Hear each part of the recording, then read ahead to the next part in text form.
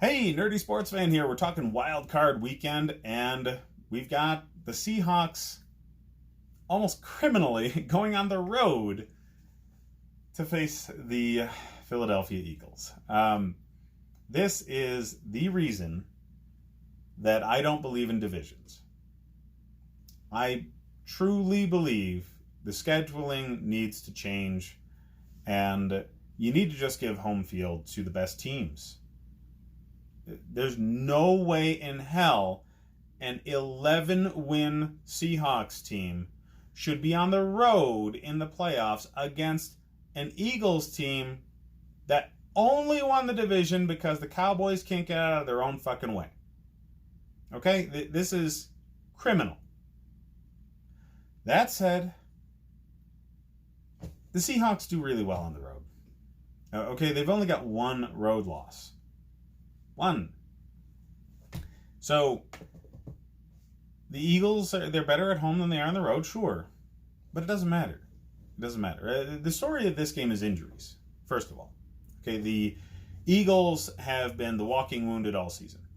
Their offense entirely changed early on in the season when they lost to Deshaun Jackson and Alshon Jeffrey. And Jeffrey came back, a shell of himself, got re-injured. Jackson might come back, probably to get re-injured, but only if they win this week. You know, he might be able to go next week. I don't think that's going to happen. I just think that both teams are scrambling, on offense in particular, to find answers to make everything work. And the defenses are better off injury-wise, but yeah, they've had their share of nicks as well, on the Eagles side especially. I just think the Seahawks have dealt with these things better.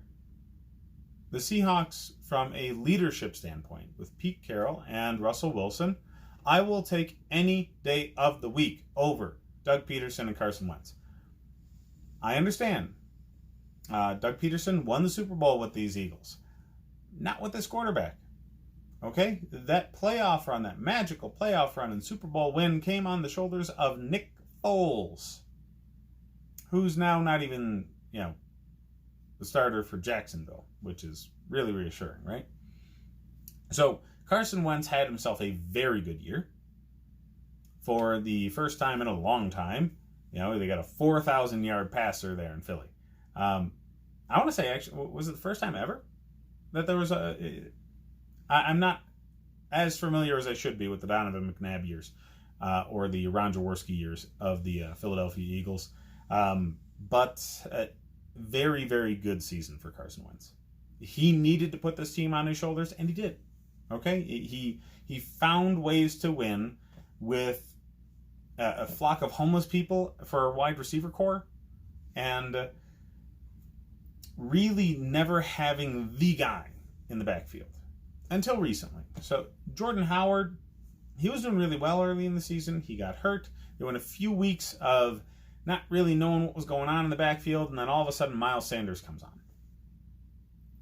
I think Miles Sanders still needs a year or two of development, because what they need out of him is for him to be Brian Westbrook again. And he's not quite there. He needs to get better route running.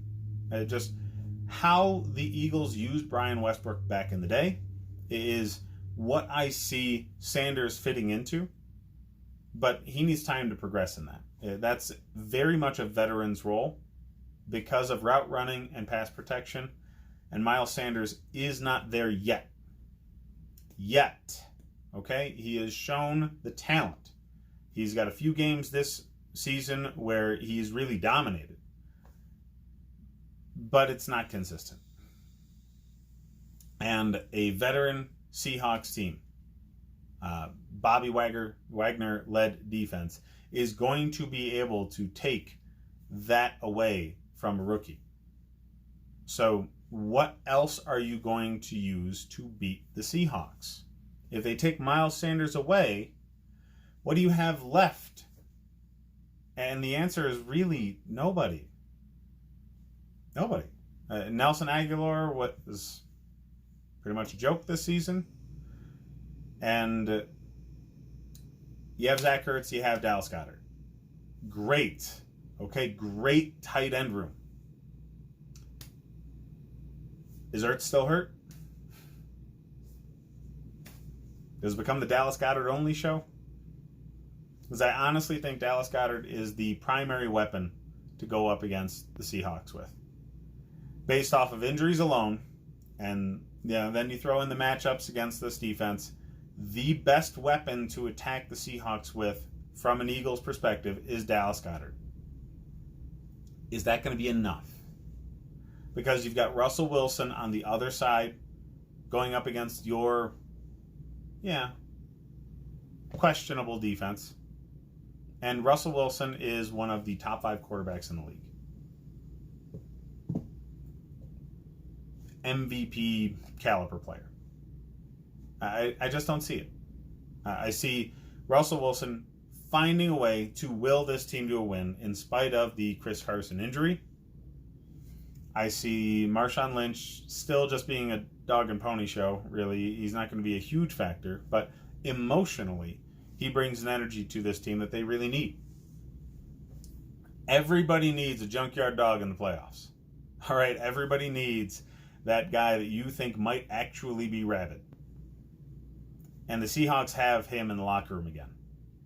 So I really do think, energy-wise, if nothing else, Marshawn Lynch brings something to this locker room that you can't necessarily quantify in X's and O's. And that'll be enough. The Seahawks are a very good team with a hurt running back. The Eagles are an iffy team that miracled in because the Cowboys are just a bunch of chumps. So, this is going to be relatively one-sided. But I do think the Eagles have enough juice in that offense, game planning-wise, and with Dallas Goedert and Carson Wentz, that they're going to keep it interesting. But the Seahawks will dominate the pace of play. They will control the tempo of the game, and they will eventually win. Vegas has the Seahawks as 1.5-point favorites. I think that makes sense. Right? This is going to be a close game. Both teams are hurt in very key positions, and it's not looking good for either one of them after this game, regardless of who wins. So the fact that it's that close on the Vegas line is warranted. I bet the Seahawks on that all day. Generally speaking, if you're going to win a game, you're going to win it by more than 2 points. So if you think the Seahawks are going to win, which I definitely do, you put your money on them. Because a 1.5 spread's nothing. So that's what I have for this game, guys. Check out the other videos for more wildcard weekend preview. And soon I'm going to be having the pre-draft videos and coaching changes videos coming up. Like and subscribe, and thanks for watching.